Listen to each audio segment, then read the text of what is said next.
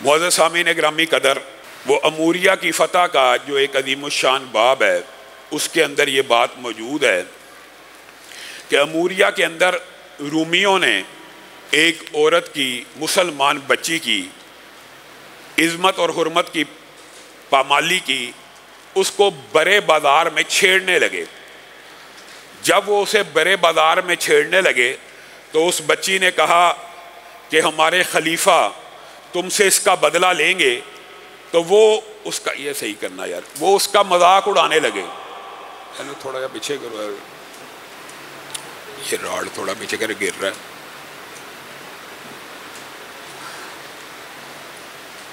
ہمارے خلیفہ تم سے آ کے بدلہ لیں گے اور مسلمان تمہیں کبھی معاف نہیں کریں گے، تم میری عصمت کو، عزت کو سرے بازار پامال کر رہے ہو۔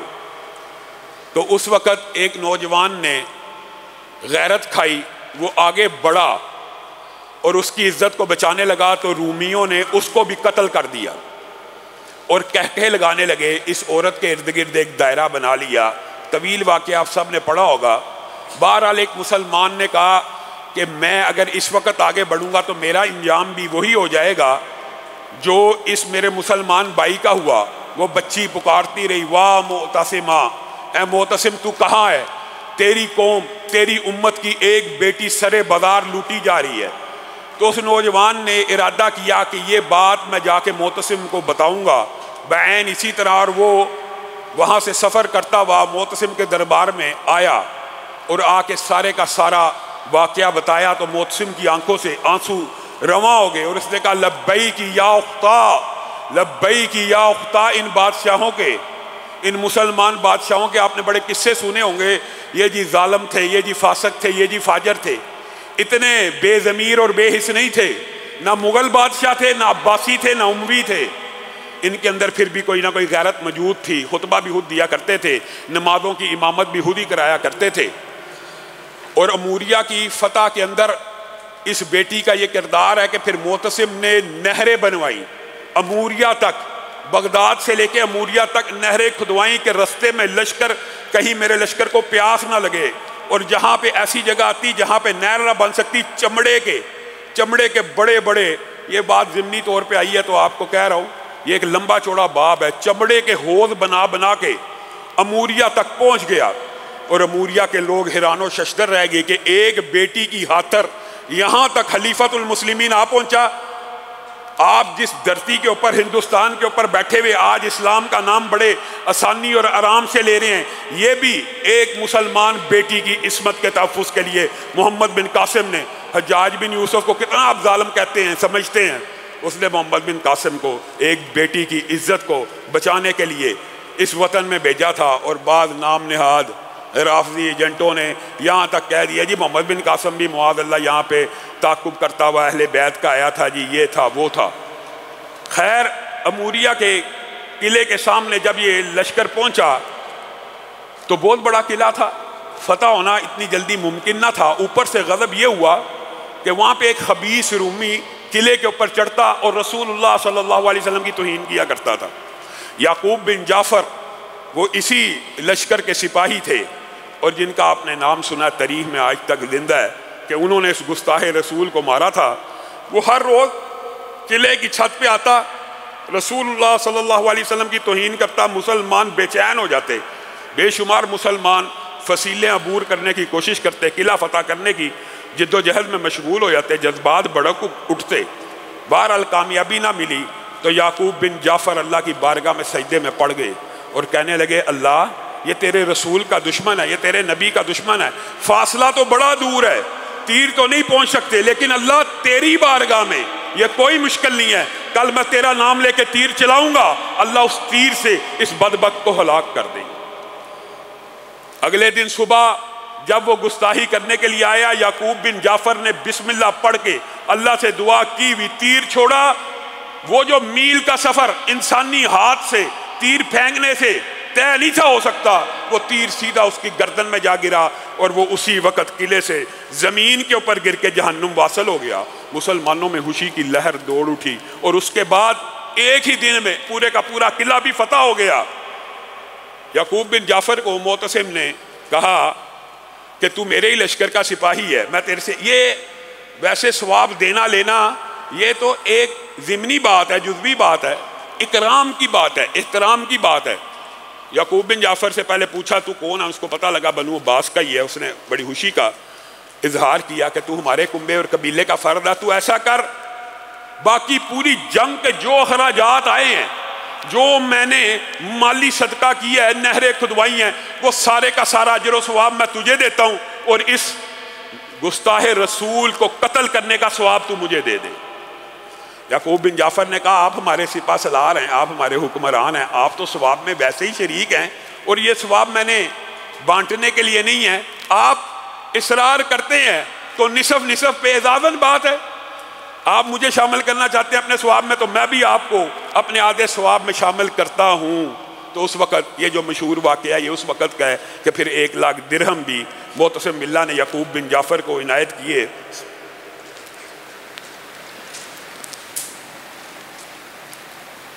اسی طرح میرے بھائیوں دعا کی قبولیت کے اندر دعا جب اللہ تعالیٰ قبول کرنا چاہے تو پھر اللہ تعالیٰ جس طرح مرضی دعا قبول کر لیتا ہے۔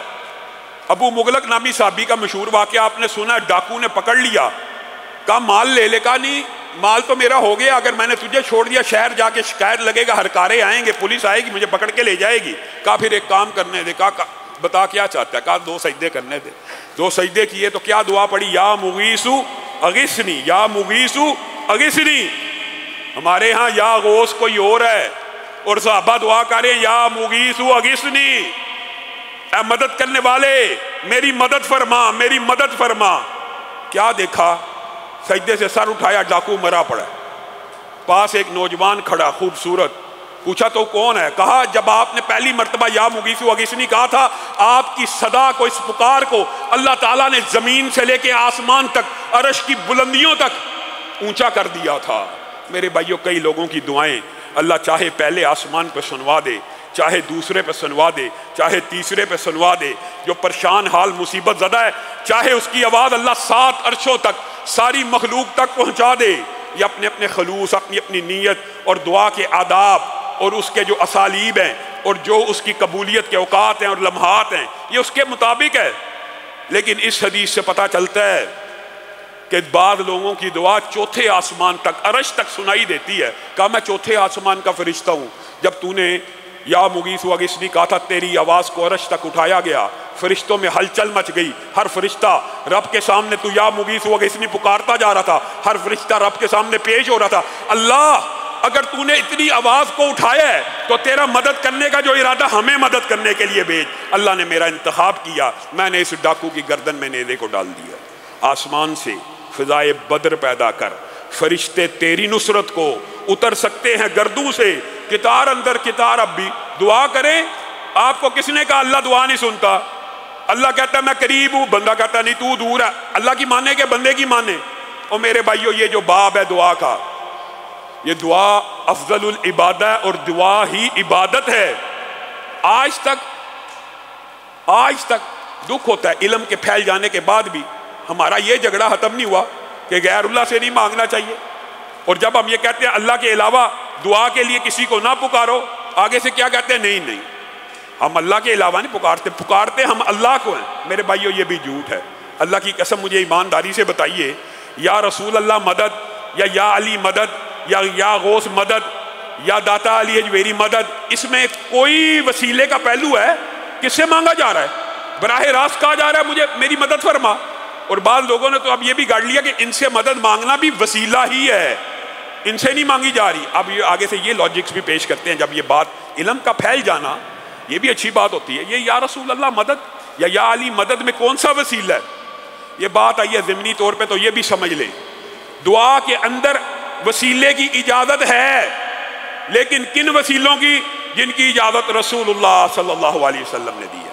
وَلِلَّهِ الْأَسْمَاءُ الْحُسْنَى فَادْعُوهُ بِهَا، اللہ کے اچھے نام ہیں، اللہ کے بہترین نام ہیں، صفاتی نام ہیں، ذاتی نام ہیں، ان ناموں کا اللہ کو واسطہ دو۔ اللہ کس میں کہہ رہا ہے؟ قرآن میں۔ یہ وسیلے کی جائز قسم ہے، یا رحمان تو رحمان ہے مجھ پہ رحم فرما، رزاق تو رزق دینے والا مجھے بھی رزق دے۔ اور یہ بھی بات یاد رکھیے اللہ رب العزت کی جو صفات ہوتی ہیں وہ اکمل ہوتی ہیں، ان میں کسی قسم کا نقص یا کمی نہیں پائی جاتی، مبالغے کی بھی انتہا پہ ہوتی ہیں، اس لیے ان کو اللہ کو اس کی صفات کا واسطہ دعا میں دیا جا سکتا ہے۔ دوسری بات کہ ہر بندہ اپنے نیک اعمال کا واسطہ اللہ کو دے سکتا ہے، اپنے نیک اعمال کا، اپنے نیک اعمال کا، یہ نہیں اللہ مولوی صاحب نے جتنی نمازیں پڑھی ہیں اگر تجھے وہ نمازیں قبول ہے تو تو مجھے معاف کر دے، اللہ فلاں نے جو عبادت کی ہے تجھے قبول ہے مجھے معاف کر دے، اللہ فلاں نے جو عبادت تو اس نے کی ہے اس کے بدلے میں تجھے کیوں معافی ملے؟ اپنے نیک اعمال کا واسطہ اللہ اگر تو سمجھتا ہے پورے رمضان میں قیام تجھے راضی کرنے کے لیے کیا، میرا یہ کام پھنسا ہوا ہے دور کر دے۔ اور یہ واقعہ ہم سب نے بچپن سے پڑھا، نصاب کی کتابوں میں موجود تھا، پتہ نہیں ہے یا نہیں، غار والوں کا قصہ، 3 لوگ غار میں پھنسے، تینوں نے کس چیز کا واسطہ دیا تھا؟ اپنے ایک نیک عمل کا۔ گویا اپنے نیک عمل کا واسطہ دینا جائز ہے، لیکن کیا کسی کی نیکی کا واسطہ دینا یا کسی کی ذات کا واسطہ دینا یہ جائز ہے؟ بنیادی طور پہ یہ ہمارا آج اختلاف ہے مابین اہل سنت مسالک کے مابین، یہ ایک اختلافی نوٹ ہے، اس کو بھی سمجھ لیجئے۔ اختلاف ختم کرنا بڑا آسان ہے اگر بات سمجھ آ جائے۔ اگر کسی کو ہماری بات سمجھ آ جاتی ہے، ہم یہ سمجھتے ہیں کہ یہ شرک کی طرف لے جانے والا رستہ ہے، اگر آپ کو ہماری بات سمجھ آ جائے آپ چھوڑ دیجئے یا آپ ہمیں اپنی بات سمجھا دیجئے۔ میرے بھائیو دلیل بھی ایک ہی ہے، دلیل جو وہ پیش کرتے ہیں وہی دلیل ہم پیش کرتے ہیں۔ تیسری جو وسیلے کی جائز قسم ہے جس کے اوپر اختلاف ہے وہ کیا ہے؟ ہم یہ سمجھتے ہیں کہ وسیلے کی تیسری جائز قسم یہ ہے کہ کسی بھی بندے سے، نیک سے، ولی سے، جس کو آپ نیک سمجھتے ہو، متقی سمجھتے ہو، اچھا سمجھتے ہو، کوئی نیکی آپ کو اس کی پسند ہو، اس کو جا کے کیا کہ میرے لیے دعا کر دے۔ یعنی دعائے ولی یا دعائے انبیاء یا دعائے صلحاء کو ہم وسیلے کی ایک جائز قسم سمجھتے ہیں، اور یہ بھی اس لیے جائز سمجھتے ہیں کہ رسول اللہ صلی اللہ علیہ وسلم سے ثابت ہے۔ رسول اللہ صلی اللہ علیہ وسلم خطبہ دے رہے تھے، خطبہ ایک ہی حدیث ہے، دونوں کے پاس ایک ہی دلیل ہے۔ اللہ کرے جو بات کہہ رہا ہوں سمجھ آ جائے، ہمیشہ کا اشکال دور ہو جائے گا۔ رسول اللہ خطبہ دے رہے ہیں، ایک بندہ آیا، اے اللہ کے رسول مال ہلاک ہو گئے، رستے رک گئے وغیرہ وغیرہ، لمبی حدیث آپ سب نے سنی ہے، آپ کیا کیجئے؟ بارش کی دعا کیجئے۔ رسول اللہ صلی اللہ علیہ وسلم نے ہاتھوں کو اٹھایا، ابھی ہاتھ نیچے نہیں تھے کہ یہ بارش شروع ہو گئی، یہ دعائے رسول ہے، دعائے رسول کا وسیلہ ڈالا گیا، رسول اللہ سے کہا گیا آپ دعا کیجئے بارش ہو جائے، بارش شروع ہوگی، حتیٰ کہ اتنی بارش ہوئی، صحیح حدیث کے الفاظ ہیں کہ 7 دن لگاتار ہوئی کہ وہ بندہ دوبارہ آیا کہ اب تو بارش کی کثرت ہوگی، اب آپ رکنے کی دعا کیجئے۔ خیر اس واقعے سے یہ بات ثابت ہو گئی کہ نیک آدمی، اولیاء اللہ، ولی، نبی کے پاس نبی شارح بھی ہیں، آپ سے دعا کروائی گی، آپ دعا کیا کرتے تھے اور آپ کی دعا اللہ تعالیٰ سن لیتا تھا۔ اب یہ بات سمجھنے کی ضرورت ہے کہ ہمارا جو اختلاف ہے وہ اس واقعے کے اندر ہی موجود ہے۔ وہ یہ کہتے ہیں یہاں پہ رسول اللہ کی دعا کو وسیلہ نہیں بنایا گیا، کس کو بنایا گیا؟ رسول اللہ کی ذات کو۔ ان کے ہاں یہ رسول اللہ کی ذات کا وسیلہ ہے، ہمارے نزدیک یہ رسول اللہ کی دعا کا وسیلہ ہے، اور ہمارے پاس اس کی کیا دلیل ہے کہ یہ رسول اللہ کی دعا کا وسیلہ ہے، اور ان کے پاس کیا دلیل ہے کہ یہ ذات کا وسیلہ ہے۔ ایک عرصہ گزر گیا، حضرت عمر خطبہ دے رہے ہیں، اسی طرح ایک بندہ آیا اور اس نے آگے کہا مال ہلاک ہو گیا، رستے مسدود ہو گئے، بلاک ہو گئے، یہ ہو گیا، وہ ہو گیا، قحط پڑ گیا، اے عمر دعا کیجئے۔ حضرت عمر نے مسجد النبی کے اندر کھڑے ہو کر، آپ ایمانداری سے ذرا اس سارے ماحول اور سنیریو کو اپنے دماغ میں لے کے، حضرت عمر کہاں کھڑے ہیں؟ مسجد النبی میں۔ رسول اللہ کی قبر اقدس کہاں پہ ہے؟ مسجد النبی سے متصل حضرت عائشہ کے گھر میں۔ ممبر اور روضے کے مابین جو جگہ ہے وہ جنت کا ٹکڑا ہے۔ ممبر اور روضے کے مابین کتنا فاصلہ؟ جو گئے میں انہوں نے دیکھا ہوا ہے، کتنا کو فاصلہ؟ چند فٹ کا فاصلہ ہے، چند قدم کا فاصلہ ہے۔ اگر صرف ذات کا وسیلہ ہوتا اور دنیا سے چلے جانے کے بعد بھی دعائے اولیاء کا وسیلہ جو دنیا سے چلے گئے، اختلاف یہ ہے، یہ نقطہ سمجھنے کی ضرورت ہے۔ وہ کہتے ہیں آج بھی ہم دعا مرے ہوں سے، دنیا سے چلے جانے والوں کے پاس دائر کرتے ہیں، فریاد کرتے ہیں۔ اگر دنیا سے چلے جانے والے کے بارگاہ میں دعا کو دائر کیا جا سکتا تو حضرت عمر کہاں کھڑے ہیں؟ مسجد النبی کے اوپر، قبر مبارک کے پاس کھڑے ہیں۔ وہ حضرت محمد رسول اللہ صلی اللہ علیہ وسلم کی بارگاہ میں اس دعا کو دائر کر دیتے اور کہہ دیتے رسول اللہ صلی اللہ علیہ وسلم آپ کی ذات کے وسیلے سے ہم اللہ سے بارش طلب کرتے ہیں۔ یہ بات سمجھنے کی ضرورت ہے، ذات کے وسیلے کی صرف ایک دلیل پورے جو قائل ہیں ان کے پاس یہی حدیث ہے۔ وہ کیا کہتے ہیں یہاں پہ الفاظ کیا تھے کہ ہم رسول اللہ کے دور میں رسول اللہ کی ذات کو وسیلہ بنایا کرتے تھے، یہ دلیل دیتے ہیں، اور اب رسول اللہ موجود نہیں ہے، ہم چچا عباس کی ذات کا وسیلہ اللہ کو پیش کرتے ہیں۔ میرے بھائیو اگر یہ بات ذات کے وسیلے کی ہوتی ایمانداری سے بتائیے، ذات رسول صلی اللہ علیہ وسلم کا اس وقت ممبر کے اوپر کھڑے ہو کے وسیلہ دینا آسان تھا، قریب تھا کہ چچا عباس کو بلایا جاتا۔ چچا عباس کو حضرت عمر نے بلایا اور کہا آپ سے پہلے ہم رسول اللہ سے دعا کروایا کرتے تھے، اب رسول اللہ اس دنیا میں نہیں ہے، آپ دعا کے لیے ہاتھ اٹھائیے۔ اور چچا عباس نے دعا کے لیے ہاتھ اٹھائے، آسمان سے بارش برسنا شروع ہو گئی۔ اب مجھے ایمانداری سے بتائیے یہ وسیلہ دعائے عباس کا تھا، دعائے رسول کا تھا، یا ذات رسول اور ذات عباس کا تھا؟ اگر ذات رسول کا وسیلہ ہوتا تو چچا عباس کو بلانے کی ضرورت نہ ہوتی، عام فہم بات ہے، پھر رسول اللہ کی ذات کا وسیلہ اس وقت دے دیا جاتا۔ کتنی عام فہم بات ہے، اگر رسول اللہ کی ذات ہی کا وسیلہ جائز ہوتا تو چچا عباس کو بلانے کی ضرورت کیا تھی؟ اس سے ثابت ہوا کہ دعائے رسول کا، دعائے ولی کا، دعائے صلحاء کا وسیلہ جائز اور درست ہے جب تک وہ دنیا میں موجود ہوں۔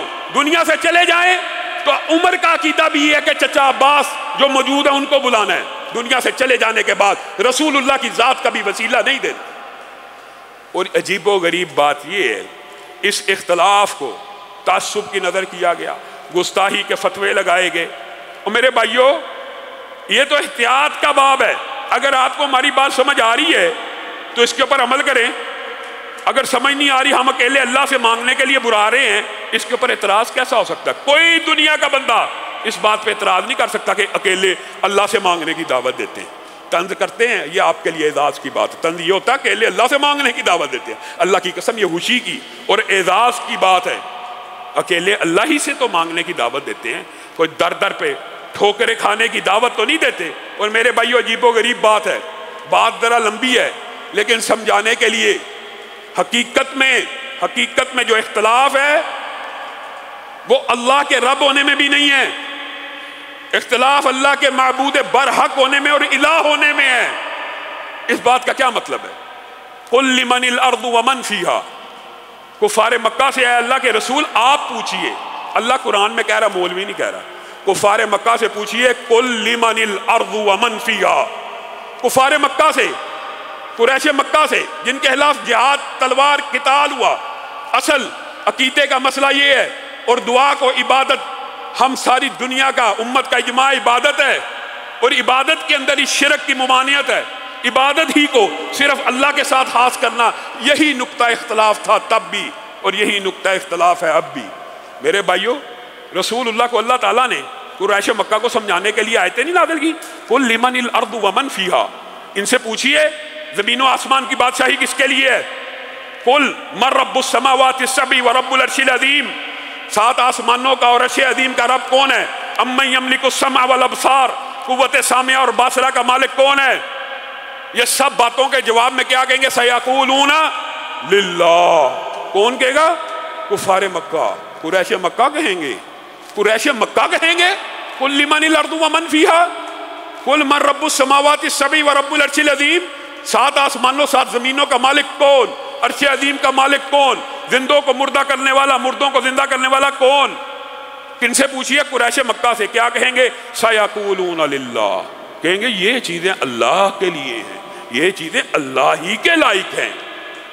یہ چیزیں ابرہہ کے حملے کے اوپر دادا نے بھی، رسول اللہ صلی اللہ علیہ وسلم کے دادا نے کیا کہا تھا؟ میں اپنے اونٹوں کی بات کروں گا، گھر کی بات میں نے، ابرہ نے سمجھا تھا میرے سے گھر کی بات کرنے آ رہے ہیں بیت اللہ کی، کہا نہیں میرے اونٹ واپس کر دے، یہ وہ گھر کی، اس گھر کی بات، اس گھر سے تو جانے اور اس گھر کا مالک رب جانے، یہ بات ہی نہیں کی۔ اللہ کا تعارف تھا، اللہ کو مانتے تھے، اللہ کو رب بھی مانتے تھے، رب بھی مانتے تھے، لیکن ایک بات ضمنی طور پہ سمجھ لیجئے کہ رب ماننے کا مطلب کیا ہے؟ دنیا کے اندر جتنے بھی مذاہب ہوتے ہیں نا، فیتھ، ریلیجن، وہ سارے وننس آف گاڈ کے قائل ہیں کہ ایک ایسی ہستی، ایک ایسی ذات ہے جس کی نشو و نما، تربیت کا ایک سسٹم ہے، جس کی وجہ سے بچے کا قد بڑا ہو رہا ہے، بچے کی عمر بڑھ رہی ہے، بال بڑے ہو رہے ہیں، ناخن بڑے ہو رہے ہیں، دانا ڈالو تو وہ کومپل پھوٹتی ہے، یہ رب ہے۔ وننس آف گاڈ، اس کا مطلب کیا ہوتا ہے؟ تمام مذاہب میں، تمام ادیان میں مذہب کہتے ہی اس کو ہیں جہاں پہ ایک مافوق الفطرت، ایک ایسی ہستی، ایک ایسی ذات، ایک ایسی شخصیت ہوتی ہے جو سسٹم کو چلا رہی ہوتی ہے، اس کے سب قائل ہیں۔ پھر آپ ساری زندگی یہی باتیں کرتے، یہ بات توحید ربوبیت بیان کرنا بھی ثواب ہے، نہریں، جھرنے، پہاڑ، دریا، فصلیں، پرندے، چرند پرند، لیکن میرے بھائیو یہ تو ساری دنیا کے مذہب مانتے ہیں، جو بھی مذہب ہے وہ مانتا ہے اللہ ان سب چیزوں کا خالق ہے، ساری زندگی بس توحید ربوبیت ہی بیان کرتے رہنا ہے۔ جو توحید الوہیت ہے، جس میں اختلاف ہے، جو اصل بنیاد ہے، جب اللہ کے رسول قریش مکہ کو یہ باتیں بتا کے توحید ربوبیت بیان کرتے، اقرار کرنے کے بعد کہتے تھے وَإِلَٰهُكُمْ إِلَٰهٌ وَاحِدٌ، اگر رب مانتے ہو تو عبادت کے سارے افعال، عبادت کے سارے اعمال، نماز، روزہ، زکوٰۃ، حج، ذکر، رکوع، سجدہ، تلاوت، دعا، نظر، نیاز بھی ایک اللہ کے لیے کر دو۔ آگے سے کیا کہتے ہیں؟ اجعل الآلہۃ الہا واحدا ان ھذا لشیء عجاب۔ اے محمد صلی اللہ علیہ وسلم، یہ آپ کا ہمارا اختلاف ہے، رب ماننے پہ اختلاف نہیں ہے، ایک اللہ ماننے پہ اختلاف نہیں ہے، اللہ ہی نے بنایا ہے، اللہ ہی زمین و آسمان کا مالک ہے، اللہ ہی عرش عظیم کا مالک ہے، لیکن یہ جو آپ کہتے ہیں نا وَإِلَٰهُكُمْ إِلَٰهٌ وَاحِدٌ، اب عبادت کے تمام افعال ایک اللہ کے لیے حالت کر دو، تو یہ ہمارا آپ کا اختلافی نوٹ ہے۔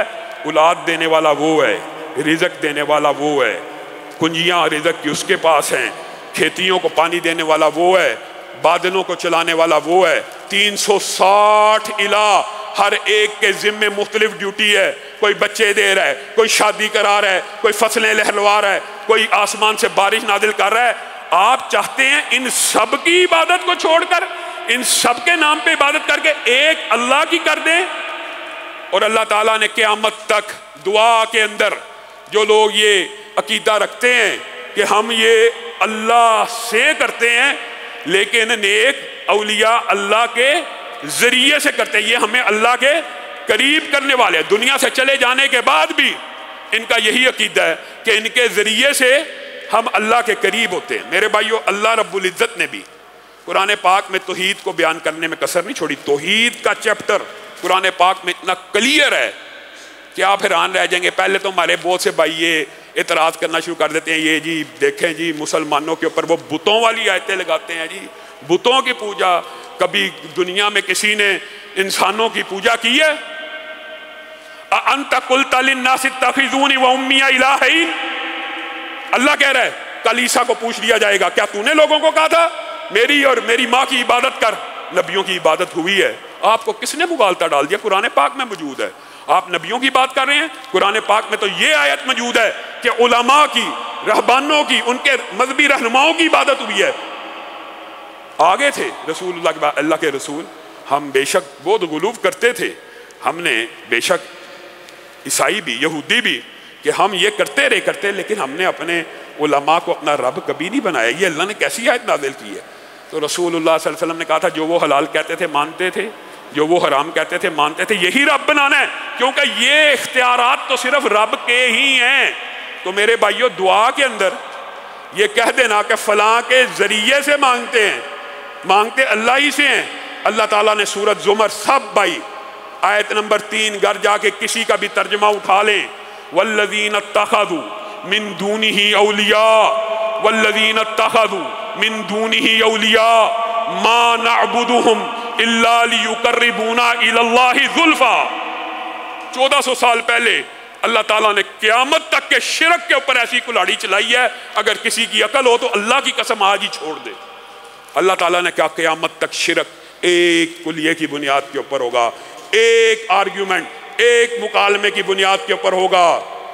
والذین اتخذوا من دونہ اولیاء، جب بھی وہ اللہ کے علاوہ کسی کو پکاریں گے اور تم ان کو روکو گے تو وہ کیا جواب دیں گے؟ ما نعبدہم، ہم ان کی عبادت نہیں کر رہے، ما نعبدہم، ہم ان کی عبادت نہیں کر رہے، ما نعبدہم، ہم ان کی عبادت نہیں کر رہے، الا لیقربونا الی اللہ زلفیٰ، یہ ہمیں اللہ کے قریب کرنے والے ہیں، یہ ہمیں اللہ کے قریب کرنے والے ہیں، یہ ہمیں اللہ تک پہنچانے کا راستہ ہے۔ معاذ اللہ۔ بتائیے اللہ نے کوئی کسر چھوڑی ہے جی اس کے دربار پہ، جی اس کے مزار پہ، جی اس کے حجر اور اس کے شجر جی؟ اور میرے بھائیو اللہ کی قسم، کوئی عقل کو ہاتھ مارو، مٹی کی بھی کبھی پوجا ہوئی ہے؟ مٹی کی بھی کبھی پوجا ہوئی ہے؟ اس مٹی کے پیچھے ایک داستان ہوتی ہے، ایک سٹوری ہوتی ہے، ایک ہسٹری ہوتی ہے۔ پتھر کی بھی پوجا نہیں ہوتی، پتھر کے پیچھے بھی ایک ہسٹری ہوتی ہے۔ بتوں کی بھی پوجا ایسے نہیں ہوتی، یہ رام کا بت ہے، یہ فلان کا بت ہے، یہ فلاں کا سوٹ ہے، یہ فلاں کا کپڑا ہے، یہ فلاں نیک ہستی کا، یہ فلاں بزرگ ہستی کا استعمال شدہ چیز ہے، یہ فلاں کا تبرک ہے۔ اس کے پیچھے والی ذات کی پوجا ہو رہی ہوتی ہے، اس سٹوری کی، اس قصے کی، اس واقعے سے متصل پوجا ہو رہی ہوتی ہے۔ آپ نے لات منات کو کیا سمجھا؟ یہ بھی حاجیوں کو ستو گول گول کے پلایا کرتے تھے، پھر بعد میں ان کے بت بن گئے، پھر ان کے ذریعے عبادتیں شروع ہو گئی۔ آج آپ وہی ڈائیلاگ بولتے ہیں جو اللہ قرآن پاک میں آپ کو پہلے بتا چکا ہے۔ جب بھی آپ کہیں گے غیر اللہ سے مدد نہ مانگو، ہم نہیں مانگتے، ہم مانگتے اللہ سے، یہ بس ہمیں اللہ کے قریب کرنے والے ہیں۔ او یار عقل کے اوپر کیسا پردہ ہے۔ وَإِذَا سَأَلَكَ عِبَادِي أَنِّي فَإِنِّي قَرِيبٌ، اللہ کہہ رہا ہے قریب تو میں ہوں، یہ تو دور ہیں۔ عجیب فلسفہ ہے، عجیب عقل کے اوپر پردہ ہے۔ جب تک زندہ ہیں، جب تک زندہ ہیں، یہاں پہ بیٹھے ہیں گھر والے کی بات نہیں سن رہے، یہاں پہ بیٹھے ہیں دیوار والے کے پیچھے کی بات نہیں سن رہے، فوت ہونے کے بعد پوری دنیا سے جہاں سے بھی فریاد آئے براہ راست سنتے جا رہے ہیں، براہ راست سنتے جا رہے ہیں۔ لَيْسَ كَمِثْلِهِ شَيْءٌ وَهُوَ السَّمِيعُ الْبَصِيرُ۔ ہم نے اللہ تعالیٰ کی توحید کی قسموں کو نہ سمجھا، نہ توحید ربوبیت سمجھی، نہ توحید الوہیت سمجھی، نہ توحید فی الاسماء والصفات سمجھی۔ اللہ جیسی کوئی چیز نہیں، لیکن اللہ تعالیٰ نے یہ کہا یہ بھی نہ گمان رکھنا، تم دیکھتے ہو، تم سنتے ہو، تو تم کہو گے جی اللہ تعالیٰ کے جیسی کوئی چیز نہیں، معاذ اللہ، اللہ دیکھتا اور سنتا ہی نہیں ہے۔ لَيْسَ كَمِثْلِهِ شَيْءٌ وَهُوَ السَّمِيعُ الْبَصِيرُ۔ تم دیکھتے ہو، سنتے ہو، لیکن تمہارا دیکھنا اور سننا اس کی مثال رب جیسی نہیں ہے۔ اللہ تعالیٰ تو اس عورت کی فریاد کو جو حضرت محمد رسول اللہ صلی اللہ علیہ وسلم سے جھگڑا کر رہی تھی، امہات المومنین بیان کرتی ہیں، اس کی آواز ہمارے کان سے صحیح طرح ٹکرا نہیں تھی رہی کہ وہ کہتی کیا ہے۔ اللہ نے آسمان کی بلندیوں سے فرمایا قد سمع اللہ قول التی تجادلک فی زوجہا وتشتکی الی اللہ۔ اللہ کے سامنے ہاتھوں کو پھیلاؤ، چند دن، ایک دن یا 2 دن باقی رہ گئے ہیں۔ کس نے مغالطہ ڈال دیا؟ وہ جس کو رسول اللہ صلی اللہ علیہ وسلم واپس بھیج رہے ہیں، کہ ابھی اسلام میں اس کا حکم نہیں تھا کلیئر آیا، اس نے کہاں فریاد دائر کی تھی؟ اللہ کی بارگاہ میں۔ تو اللہ تعالیٰ نے 7 آسمانوں کی بلندیوں سے سنا تھا کہ نہیں تھا سنا؟ میری آپ کی سماعت کی کوئی مثال نہیں ہے اللہ کے ساتھ، لیکن اللہ سنتا بھی ہے، اللہ دیکھتا بھی ہے، اللہ قریب بھی ہے۔ ہم نے ان آیتوں کا عجیب و غریب مطلب نکال لیا جی اللہ قریب ہے، اللہ جی شہرگ حیات سے قریب ہے۔ اس کا مطلب یہ ہے اللہ ہر جگہ میں، ہر چیز میں، ہر مخلوق میں، ہر پتے میں، ہر ذرے میں، ہر ڈالی میں، معاذ اللہ۔ اوپر بھی ہے، نیچے بھی ہے، دائیں بھی ہے، بائیں بھی ہے، متصل ہے عالم کے منفصل ہے عالم سے، ہر چیز ہی اللہ ہے، مخلوق میں بھی معاذ اللہ اللہ ہے۔ اللہ کی یہ قدر کی ہے ہم نے، مخلوق میں بھی رب مان لیا۔ ان آیتوں کی تشریح یہ تھی اللہ تعالیٰ قریب ہے، اللہ کی بعض مخلوقات اتنی عظیم ہے۔ آپ نے کبھی نظر کے اوپر غور کیا ہے؟ آپ نظر اٹھائیں، ایسے 1 سیکنڈ کے ذروے سے میں ستارے تک پہنچ جاتی ہے، کتنے ارب ارب نوری سال کا فاصلہ پہنچ جاتی ہے۔ یوسف کو کنویں میں گرایا جا چکا ہے، فرشتے کو حکم ہوا ہے پاؤں یوسف کے کنویں میں لگنے سے پہلے پہلے فرشتے کا پر ان کے نیچے آ گئے۔ مخلوقات کی یہ رفتار اور سپیڈ ہے، مخلوقات کی، اللہ کی مخلوقات کی۔ تو اللہ کے نزدیک فاصلوں کی کوئی حیثیت ہے؟ بیٹا میرے بھائیوں، میرے بچوں، اللہ رب العزت خالق ہے، یہ فاصلے، یہ وقت مخلوق ہیں۔ کیا ان فاصلوں اور وقت کی اللہ کی نظر میں کوئی ویلیو ہے کہ اللہ کے لیے کہ مخلوق کے لیے؟ اللہ تعالیٰ مخلوق کے قریب ہے جیسے اس کی شان کے لائق ہے، اور وہ شہرگ حیات سے بھی زیادہ قریب ہے۔ اللہ کی طرف سے یہ فاصلے کھربہ کرب نوری سال کوئی فاصلے نہیں ہے، یہ فاصلے مخلوق کے لیے ہیں، یہ فاصلے مخلوق کے لیے ہیں، یہ فاصلے خالق کے لیے نہیں ہیں۔ لیکن یہاں سے یہ عقیدہ گاڑ لینا کہ ہر چیز ہی اللہ، معاذ اللہ، ہر چیز میں ہی اللہ، الرحمن علی العرش استویٰ، رب وہ ہے جو عرش عظیم پہ ہے۔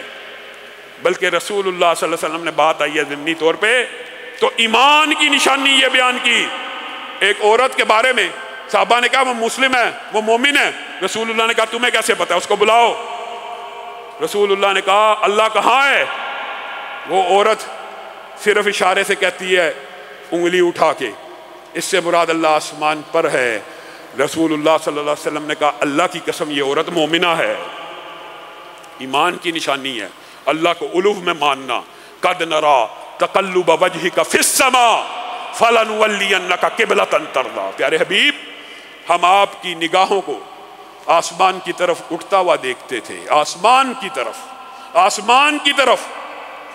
اللہ کی جہت الوہ ہے، الرحمن علی العرش استویٰ، اور اس کے دلائل تو ہے بات ضمنی طور پہ آئی ہے، ویسے اس طرف بات چل نکلی ہے، اس کے اتنے متعدد دلائل ہیں۔ معراج کی رات کو رسول اللہ صلی اللہ علیہ وسلم کہاں گئے ہیں؟ 7 آسمانوں پہ گئے ہیں۔ آپ نے جو عقیدہ بنایا ہوا ہے آسمانوں پہ جانے کی ضرورت ہے؟ اللہ کا ہر جگہ پہ ہر چیز میں ہے۔ حضرت موسیٰ کو یہ کہنے کی ضرورت تھی کہ میں آپ کو دیکھنا چاہتا ہوں؟ اللہ کا یہ جواب قرآن میں موجود نہیں ہے؟ پہاڑ کو دیکھ، اپنی جگہ پہ استقرار اگر پکڑ لے گا تو تو مجھے دیکھ لے گا۔ میرے بھائیوں، یہ عقیدے، یہ فلسفے ہم نے کہاں سے گڑھے ہوئے ہیں؟ آئیے آخری دن ہے، اللہ رب العزت کے سامنے گڑ گڑائیں اور منہ سے کوئی ایسی دعا کے بہت سے آداب ہے جو بیان کرنے تھے، آج قدرتی بات ہے بات کسی اور طرف چلی گئی، لیکن ایک بات بیان کر کے اپنی بات کو ختم کروں گا۔ رسول اللہ کبھی منہ سے دعا کے وقت کوئی ایسے ویسے الفاظ نہیں کہنے چاہیے۔ بد دعا دینا جائز ہے، لیکن مظلوم کے لیے رسول اللہ صلی اللہ علیہ وسلم نے بعض روایات میں عتبہ اور بعض میں عتیبہ کو بد دعا دی تھی نا، جب اس نے رسول اللہ سے آگے بدتمیزی کی تھی کہ میں بیٹی کو معاذ اللہ طلاق دیتا ہوں، یہ رسول اللہ صلی اللہ علیہ وسلم کی توہین کی، تو رسول اللہ نے کہا تھا اللہ اس کے اوپر اپنے کتوں میں سے کوئی کتا مسلط کر دے۔ شام کے علاقے میں گیا، شیر کی آواز سنی، دیکھے یہ بس بدقسمتی اور بد نصیبی کی بات ہے، شیر کی آواز سنتے ہی کہنے لگا محمد صلی اللہ علیہ وسلم نے مجھے مکہ میں بیٹھ کے ہلاک کر دیا۔ ابھی آواز سنی، ایمان نہیں لایا، ایمان نہیں لایا، حالانکہ اس کو سمجھ آ گئی کہ رسول اللہ کی زبان سے جو دعا نکلی ہے وہ پوری ہونے کا وقت آ گیا ہے۔ پہرے داروں نے کہا کیا ہو گیا؟ شیر عام پھرتے ہیں یہاں پہ صحراؤں میں، جنگلوں میں۔ کہا تمہیں نہیں پتا، تمہیں نہیں پتا، حفاظت کی فصیلیں بنائی، دور دراز تک آگ کا الاؤ بنایا، شیر نے ایک ہی جمپ لگائی، اس کو چیر پھاڑ کے کھا گیا۔ بد دعا دینا جائز ہے، لیکن اپنے لیے جب بھی دعا کریں اچھی کریں، اور ایسی دعا بھی نہیں کرنی چاہیے۔ رسول اللہ صلی اللہ علیہ وسلم ایک صحابی کے پاس پہنچے، آپ کو بتایا گیا بڑی تکلیف میں، بڑی مشکلات میں، رسول اللہ پہنچ گئے۔ رسول اللہ صلی اللہ علیہ وسلم دانا حکیم امت، حکیم امت معاذ اللہ، حکیم ہیں، اس امت کے سب سے بڑے دانا ہیں۔ وہ ان کو کہتے ہیں آپ نے اپنی زندگی میں کوئی ایسا لفظ تو نہیں کہا کہ جس کی وجہ سے آپ کی یہ حالت ہو رہی ہے؟ یعنی رسول اللہ صلی اللہ علیہ وسلم بھانپ گئے کہ میرا صحابی ہو کے، ایماندار ہو کے یہ اتنی مشکل میں کیوں ہے؟ وہ کہنے لگے ہاں اللہ کے رسول، ایک مرتبہ دعا کرتے کرتے یہ الفاظ منہ سے نکل گئے تھے، اللہ مجھے کبھی جہنم میں مت ڈالنا، مجھے کبھی مرنے کے بعد کوئی عذاب نہ دینا، اگر آپ مجھے عذاب دینا چاہتے ہیں تو اسی دنیا میں سارے عذاب دے دیں۔ رسول اللہ صلی اللہ علیہ وسلم نے کہا تھا اے میرے بھائی، اے میرے ساتھی، تجھے کیا ہو گیا؟ تو نے یہ الفاظ کیوں کہے؟ اللہ سے رحمت مانگنی چاہیے، اور تو اللہ سے یہ کیوں نہ کہہ سکا ربنا آتنا فی الدنیا حسنہ؟ میرے بھائیو یہ دعا کرنی چاہیے۔ کئی مرتبہ انسان بھی جذبات میں آ کے یہ دعا کر لیتا ہے اور اکثر منہ سے نکل جاتی ہے، اللہ تعالیٰ گناہوں کو پاک صاف کر کے دنیا سے بھیجنا۔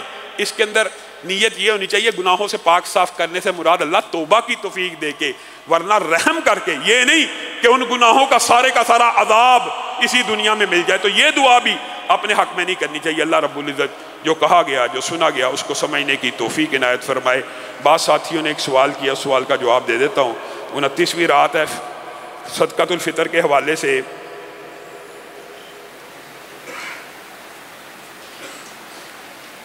اللہ تعالیٰ قاری اشرف خلیل صاحب جو کہ وفات پا گئے ہیں، ان کو گریق رحمت فرمائے، ان کو جنت الفردوس میں جگہ دے۔ بعض ساتھیوں نے صدقۃ الفطر کے حوالے سے جو سوال کیا، میرے بھائیو صدقۃ الفطر کے بارے میں جو حدیث ہے صحیح ثابت ہیں، یہ صرف چاند رات کو اور عید کی صبح صبح ہی ادا نہیں کرنا، بلکہ حضرت ابو ہریرہ کی حدیث جو ہے وہ غلے کی جو نگرانی کر رہے تھے، 3 دن تک شیطان آیا تھا، آیت الکرسی کا جو وظیفہ بتا کے گیا تھا، وہ کس غلے کی نگرانی کر رہے تھے؟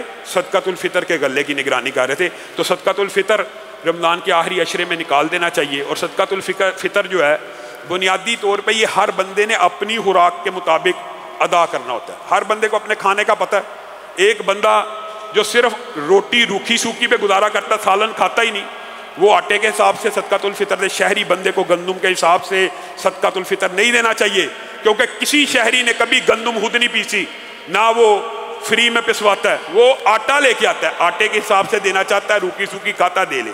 اور کچھ لوگ ایسے ہیں جو آٹے کے ساتھ چاول بھی پکا لیتے ہیں، ان کو چاہیے چاولوں کے ساتھ دے۔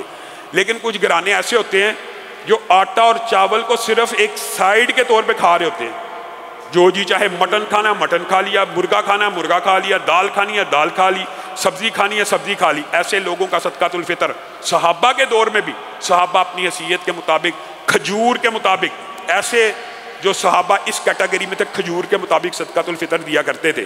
تو کھجور کے مطابق صدقۃ الفطر بالعموم آپ سب کا، اور جو نارمل ہیں ان کا چاول کے حساب سے بنے گا 300 350، اور جو اپنی جو جی چاہے کھانے کی خواہش ہے وہ کھا لیتے ہیں، ان کو 1100 روپیہ کم از کم فی کا صدقۃ الفطر ادا کرنا چاہیے۔ اور جو اس سے بھی مالدار اور متمول ہے کہ ایک وقت میں ایک برگر ہی 1000 کا کھا لیا، اور اس کے ساتھ لگی رہی ایک وقت کا کھانا 5000 کا کھایا ہے، اور صدقۃ الفطر کی ہم نے 1100 دینا ہے 300 دینا ہے، اللہ کا خوف کرنا چاہیے۔ ایسے لوگوں کے لیے صحابہ کے دور میں بھی کشمش کا، جو ڈرائی فروٹس کا اور میوے کا صدقۃ الفطر دیا جاتا ہے، جس کی آج کے وقت میں تعداد 3000 کے قریب بنتی ہے۔ اور صدقۃ الفطر ہر بندے نے اپنے گھر والوں کا، اپنے گھر کے مستقل ملازموں کی طرف سے بھی ادا کرنا، اور یہ ہر مسلمان غلام آزاد کے اوپر فرض ہے، حتیٰ کہ یہ اس بندے کے اوپر بھی فرض ہے جس نے وصول کرنا ہے، لیکن اس نے وصول 10 20 30 40 سے کرنا ہے، اور ادا اپنے اکیلے کا کرنا ہے۔ اسی طرح عید الفطر کی نماز انشاءاللہ سنت کے عین مطابق اس کھلے پارک میں 5:45 پہ کھڑی ہوگی۔ اللہ رب العزت جو کہا گیا جو سنا گیا اس کو سمجھنے کی توفیق عنایت فرمائے۔ سبحان ربک رب العزت عما یصفون۔